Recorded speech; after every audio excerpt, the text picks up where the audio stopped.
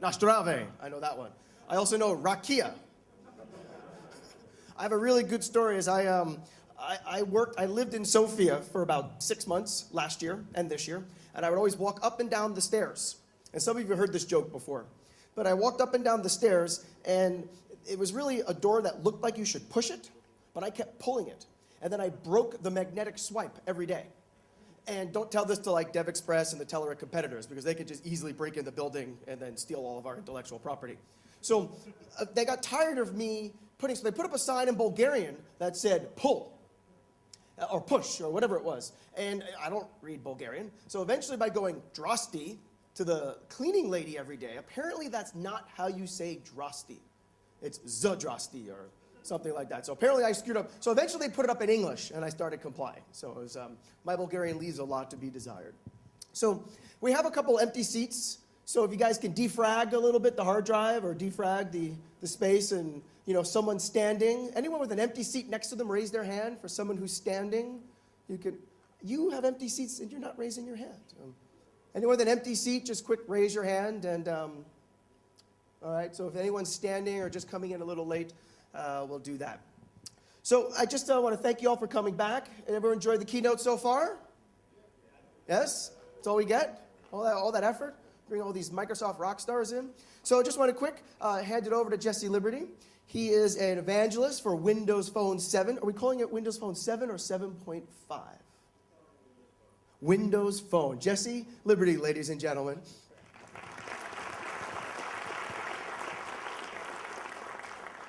Good morning. First thing we need to do is find out who put me on after Scott Hanselman, because I don't think that's fair. When you're doing evaluations, remember that the first part that you just saw, that was done by Jesse Liberty, so you can fill it in accordingly. And I'll take his scores, and we'll go from there. Okay, what I want to do, we have a relatively brief amount of time to talk about some of what's new in Windows Phone 7.5, codename Mango. The transition, how many of you have programmed at all in Windows Phone 7? All. I couldn't possibly tell you how many that is because the lights are totally blinding, but I'll assume it was more than one. Windows Phone 7.5 brings a spectacular number of changes and improvements and additional features. I'm going to touch on some of that today. I opted, rather than trying to give you a list, sort of a marketing bulletin on what's in here, I opted instead to focus on code and showing how you implement, at a quick and high level, how you implement some of these new features. So we're going to be bouncing back and forth into Visual Studio quite a bit. As you're making the transition from Windows 7 to 7.5, or if you're making the transition from Android or iPhone, it's hard for me to even say that word, to Windows Phone 7.5, one of the key transitions, especially as you're coming from 7, is fast application switching. The idea behind fast application switching is for your user not to see the resuming screen, but to be able to move from one application to another application virtually instantly. In order to do that, you need a brief understanding of the life cycle of a Windows Phone application. I'm going to run through that fairly quickly for you. When you begin your Windows Phone application, both an event fires and a method is called. The event is application launching. The method that's called on your page is onNavigated_to, and that gives you an opportunity to set up your page. As soon as that's done, you're in the running state. If the user switches to another application, once again you receive both an event and a call to a method. The method is onNavigated_from, and typically you will override that method and do whatever work you need to do to store whatever state you need to save. A huge change in Mango is that the stage you go into now, if the user switches to another application, is no longer the tombstone stage, but rather into a dormant stage where we preserve all of your state. Your page state, your application state is all preserved. And were you to go directly from dormant back to running, there'd be no work for you to do because everything has been preserved. Unfortunately, if the user opens many applications and the phone is running low on memory, it is possible for you to still be tombstoned. So you don't know necessarily going into the dormant state whether you'll be coming back from the dormant state or coming back from the tombstone state. In either case, you're going to receive application activated, and your method is going to be called onNavigated2.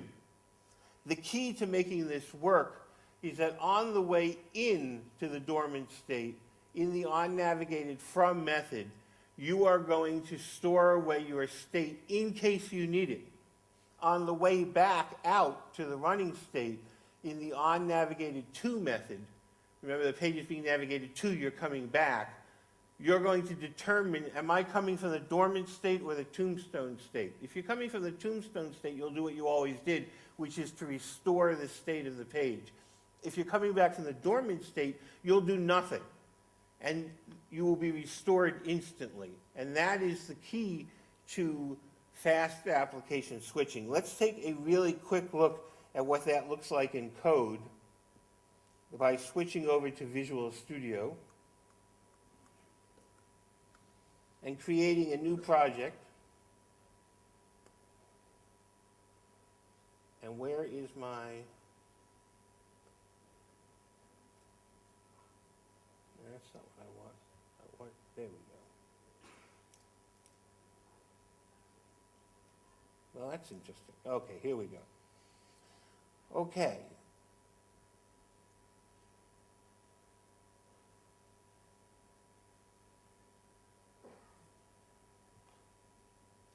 The key in fast application switching is that what you're going to do in the page on the way out is you're going to store off your state, and then on the way in, you're going to check whether your constructor has been called.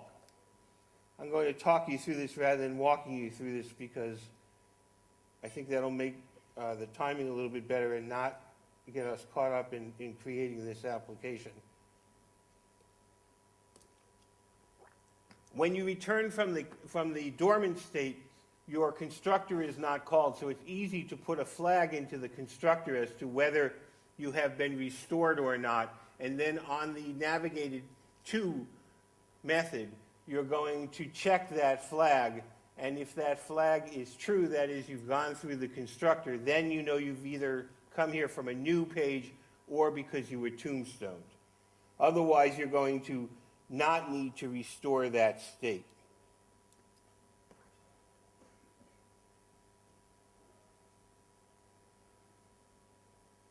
Okay, here's what the code is going to look like for you. If we had stored our state in this member variable VM, which at the moment stands for the view model, but it could be any object that's holding your state, on the way out, what we're going to do is store that into the state dictionary using whatever key we choose to use. In this case, I'm using main page view model as the key. The only reason that there's an if statement here is if we've gotten here by the user pressing the back button, then the user's on the way out of the application and there's no reason to store that state. But if we've gotten here for any other reason, we do store the state. Now, why are we storing the state when in all likelihood we're coming back from dormant and we're not going to need it? And the answer is because we can't know that we won't be tombstoned. On the way back in, we're going to check this member variable that we would set to false, initialize to false, and set to true in the constructor. So if you've gone through the constructor, that's going to be true. If you're coming back from tombstoning, it'll be true. If you're coming back from tombstoning, you're going to check and see if your state variable has that key we stashed away, and if so, you'll restore it. But the key is the red here, which is if this is not true, all of this code falls through, and you take no action whatsoever, and that gives you the fast application switching. Another key feature in Mango is background audio. You can now start audio in your application and have that audio continue even as you exit the application, go to another application, you can have your audio continue. And that allows you not only to build applications that are simple audio players, but it allows you to put background sounds that you may want to have continue even as the user switches to other applications. The way that you get that was an example of background, spontaneous background audio right here. I appreciate you doing that. The more general form of background processing is the concept of repeating tasks. This comes in two flavors. One flavor is a periodic task. These are both called background agents. One flavor is a periodic task, and that says approximately every 30 minutes, I would like my task to run. And you get about 10 seconds for your task to run, and then approximately 30 minutes later, it'll run again. It's important to note that this is approximate and not precise. It's plus or minus as much as 10 minutes.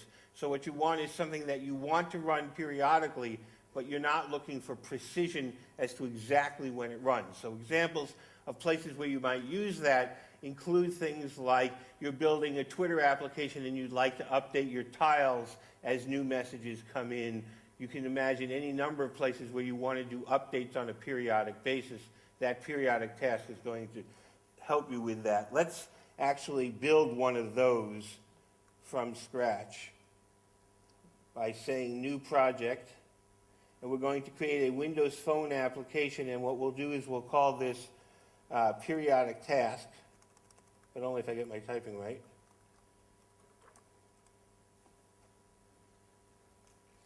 Notice that in Mango, when it comes up, it offers you to build to OS 7.0 or OS 7.1. There's a bit of confusion that you heard at the introduction as to what version number it is. The SDK is being called version 7.1, but the operating system, the Windows Phone operating system, is being called 7.5. For now, we'll continue to use the code name Mango for the entire combined concept.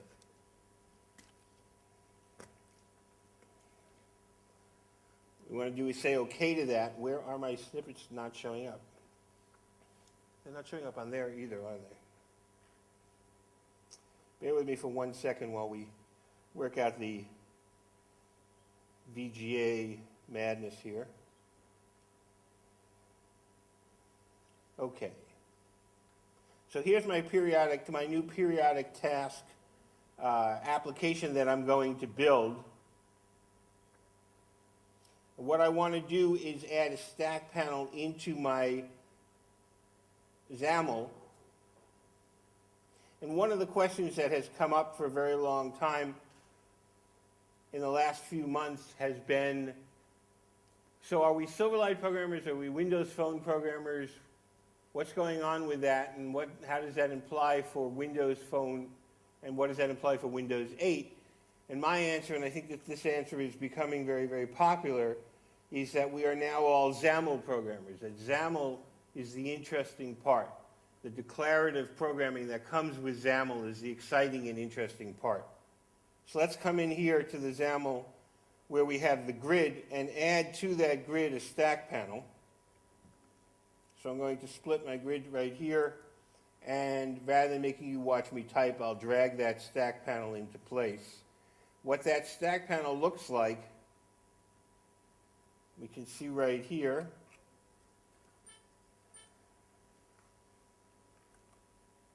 That'd be nice. There we go. Okay, so we're going to show the name of the task. We're going to show whether or not it's enabled and allow the user to click whether it's enabled, and then some information about scheduling and expiration time.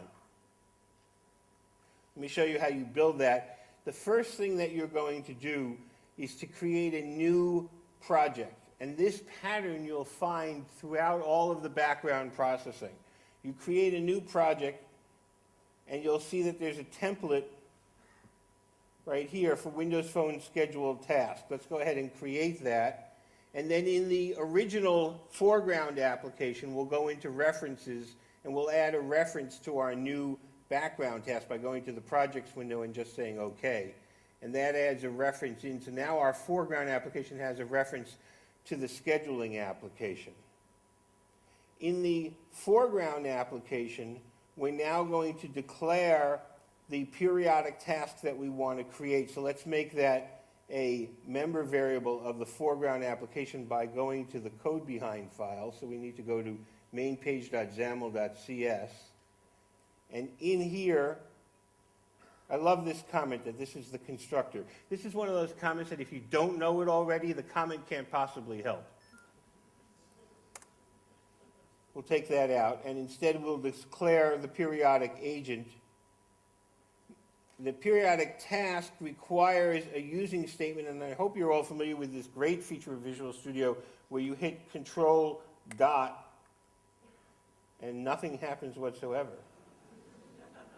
One of my favorite parts of Visual Studio. Come on. I'm sorry?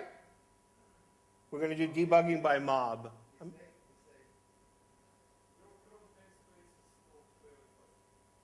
I'm going to keep going because I can't understand what he's saying to me. And namespace. I see that the namespace is there. Oh, I called it the same thing as the namespace. That's what you're telling me. Oh, what an idiot. Thank you. I love debugging by mob. Let's put one developer and 500 debuggers in the room. My wife is in QA, and for a while she QA'd my work. And so periodically she'd wake me up and say, "What did you do? What, are you crazy?" All right, let's refactor that guy to rename him. Periodic task namespace. Thank you very much, apply. Yes, that's good. Go ahead and do it. Excellent. Now, that's perfect too, isn't it? It's so helpful to me. All right, now we can do the magic by hitting Control dot and having it say generate a class for periodic test. That's not what I want. Scott tells me when your demo crashes and burns, that's a better demo.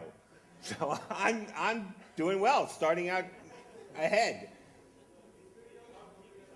All right. What we're going to do is we're going to go directly to the Julia Child solution. Because you remember in the Julia Child show, she always had the fully cooked version ready to go. And so do we, which is what's new in Mango, code, and the one that we want is background agents. And I'm not going to mess around with making you wait while I fix this. I'm going to show you the working one. Let's get that out of the way. And we'll just walk through the working one. So we have those two projects, as I mentioned, the foreground project and the background project.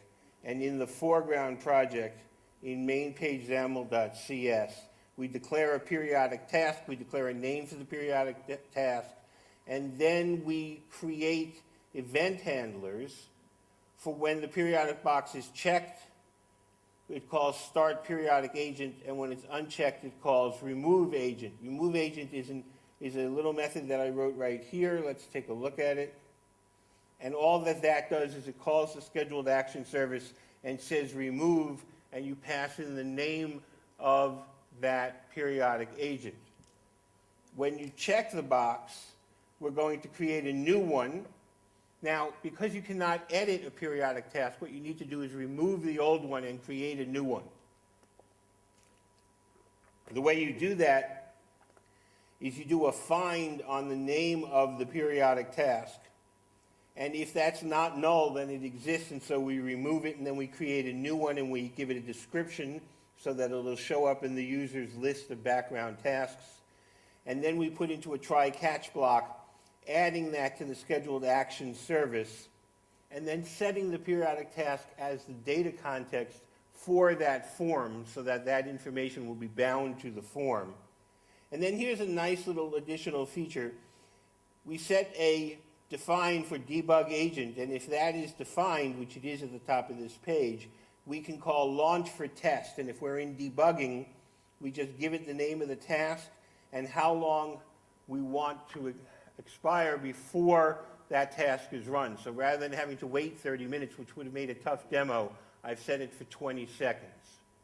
Now, also consistent with the way background tasks work, and not just this kind, but also the audio and other background agents, is that we've got this second project, and in that second project, if we go look, there is one key method. And that key method is down here on invoke. And this is where our actual work gets done. So I'm going to create a toast of type shell toast, and that's a pop-up reminder. I'm going to give it a title, give it a content, which is our toast message, periodic task is running, and then call show on that.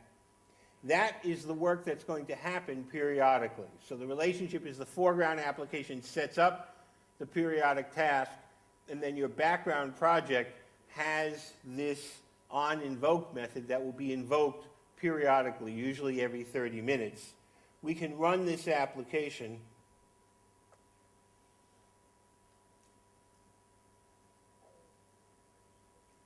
The first time that you bring up the emulator, it tends to take a while for that to get started. So a good programming practice is once your emulator is up and running, leave it up and running.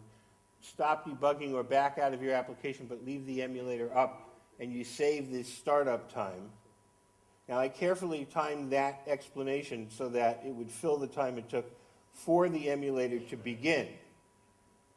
Nice, huh? Okay, you can see, or perhaps you can't, that, go away. All right, don't go away that way, go away that way. That we have the UI that we were expecting, and this is what we're going to check to get that task enabled. Let's go ahead and check that. Come on, Windows Escape, you can do it. All right.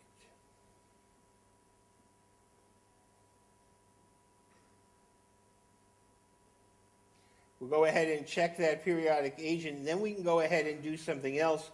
For example, we can switch over to another application like Internet Explorer, and about 20 seconds after we start doing that, or normally about every 30 minutes, we're going to have that onInvoke called, and you'll remember that onInvoke calls our toast.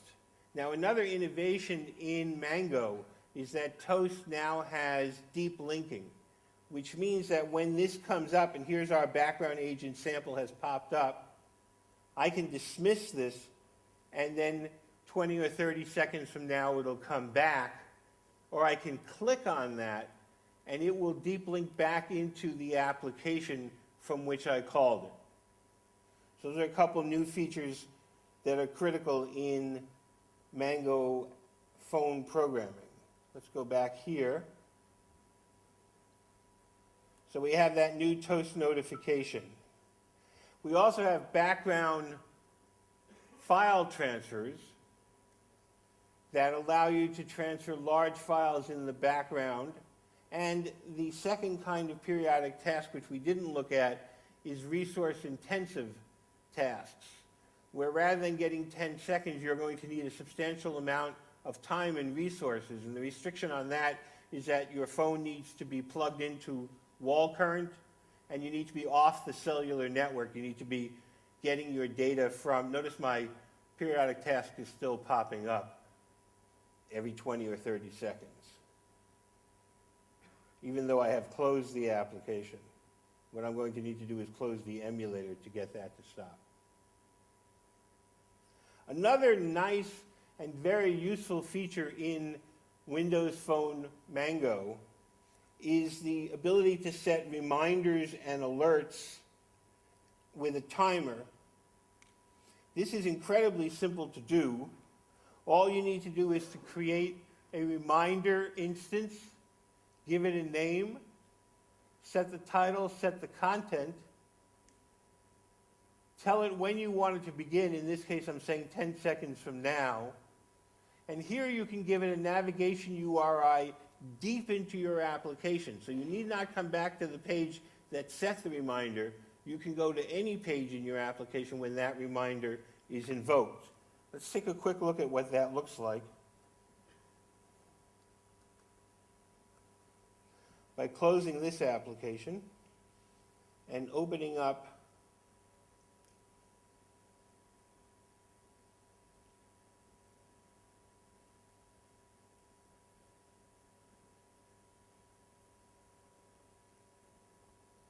our reminder demo.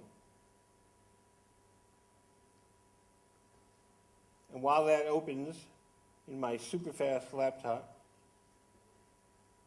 you know, I complained at one of the presentations that my laptop wasn't fast enough, and they said, okay, go out and get yourself an SSD. That SSD has been sitting on my desk for 3 months, and it hasn't sped up the computer at all. I'm afraid I'm going to have to actually install it. Okay, let's take a quick look at what this application looks like when there are deployment errors. Control-Shift-V to rebuild. Build succeeded. Okay, now unfortunately our phone emulator has to load up again because I had to close it because of the background task that was persistent and I hadn't shut off. If I had unchecked that checkbox, we wouldn't have had that problem because then I would have canceled the background task. Here's my reminder. This is an incredibly simple application. When I click this button, Remind Me, it's just going to run that code that I showed you that creates a reminder. So we go ahead and create the reminder. We can then leave this application, pursue another application. So go ahead and go into here, and what I want is my break key, but I'm not finding my break key. But meanwhile, my reminder has come up. Now I have the opportunity to snooze that reminder, dismiss it, or I can click up here in the reminder, and that will take me deep linking to whatever URI I put in. I happen to put in the URI of the home page, but I could have put another page deeper into the application. So we have reminders that are used for things like remind me 5 minutes out or 20 minutes out or 2 hours out, and we have alarms that you can set to specific times, and with the alarms you can also change the sound. You can put in the name of a sound file that you would like to have invoked. Let's go back to this one and close it and stop running that solution and go back to our PowerPoint. Mango also brings Silverlight 4 and all of the programming functionality of Silverlight 4, which greatly expands your capabilities in programming in Mango. It also brings new navigation assistance in the sense of, in addition to the accelerometer, there is now support for the compass. The compass was built in, but there wasn't an API to it, and also for a gyroscope. New Windows phones will optionally have gyroscopes. It also includes an integrated API called the Motion API that greatly simplifies interacting with each of these different kinds of location sensors. And the Motion API is supplemented by a great enhancement, I should say, to the emulator that allows you to use the emulator to simulate the accelerometer and the associated motion APIs. Let's take a quick look at that. I was going to walk you through it, but given the amount of time, what I'll do is use the completed solution, and we'll just take a quick look at how that enhanced emulator works. So let's open the project and say accelerometer emulator. Okay, using the accelerometer is very straightforward. Let's open up the main page. Main.page.xaml, all I'm doing is creating a red dot on a canvas in the upper left-hand corner. And then in the code behind, what we're doing is doing some measurements. And then here's how you start up the accelerometer. You declare an accelerometer. We declare an event handler for when the value changes, and we call accelerometer start. When the value changes, we simply compute the new position. Let's run that, or build it and run it.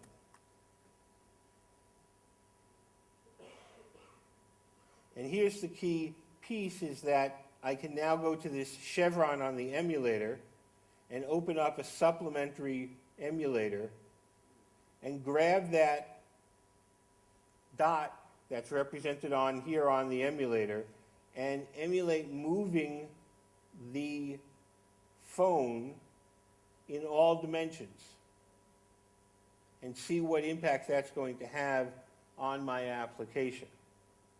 I can also record movements. So I've recorded a movement called shake. This is going to be a little bit difficult to show you given the sizing here. But if I tell it to run the shake, see if we can get that to work pretty quickly. If I tell it to run, well, were I to tell it to run the shake, what it would do is it would emulate shaking the phone and move that dot around as if the phone were being shaken. So that is a great enhancement for testing your application. Obviously, until now it had been difficult. If you had a desktop PC, picking it up and shaking it was hard, and moving it from location to location was very difficult. We now have a location emulator that allows you to set where in the world you are and set up paths between them and see that feedback in the emulator itself, making it much simpler than, once again, I had a very hard time moving my desktop for testing the location. Not so much that the desktop was heavy, but the electric cord kept running out. Okay, moving back to our PowerPoint. There is now additional functionality in terms of telling you about your network connection, and there are events that you can tap into for when the network is available and unavailable, and this can greatly enhance the user experience. I recognize that I am the only thing standing between you and lunch, so I'm going to move quickly through a couple more of the features, and then tomorrow afternoon I will be presenting on what it's like to actually build a XAML-based Windows Phone application, so I will skip through some of the demos today. We have greater support for tiles and secondary tiles. Secondary tiles are a phenomenal new addition. Let's say you're building a weather application. You can create a secondary tile for a particular city. The user can choose to put that on their main page. The tiles will automatically flip to the back and forward to the front, giving you a great deal of presentation space for information for the user. IE9 is fully supported in the Windows Phone Mango, and that brings with it a host of opportunities in terms of working with HTML5 and building applications that run in the phone in IE9. In addition, we've greatly expanded the launchers and choosers. Launchers and choosers are used to be able to access aspects of the phone itself. So this gives you the ability to say, I want to start up and the contact list and pull out a phone number or an address, and then I want to be able to inject a new address into my contact list, or I want to be able to go to my calendar and so forth. And there's a great deal of enhancement there in terms of what you can do in calendars and contact lists and in interacting with the built-in aspects of the phone. The camera now allows you raw access to the camera images, so you can build applications that manipulate those images and that have access to the camera and to the video aspects. There is not only enhanced searching, but you now have the ability to register your application to certain keywords for searching purposes, and your application can come up as a result of a Bing search as a supplementary search. You can have a list of applications that would help with whatever that keyword was. Your application can come up even if it's not installed on the phone. So that greatly elevates your application's visibility to the end user. We have now created and I love saying we have created, because I haven't created anything. It's like saying we went to the moon. I didn't go to the moon. But I am told that having been transferred to the Windows Phone team, I am now able to say we, so I can take this enormous sense of credit for all this work that other people have done, which is, truly terrific, because as a developer, building on and taking credit for the work of other developers couldn't be a higher aspiration, I suppose. In any case, we have created an isolated storage explorer that allows you to look at isolated storage on the disk and explore the folders and files and manipulate them.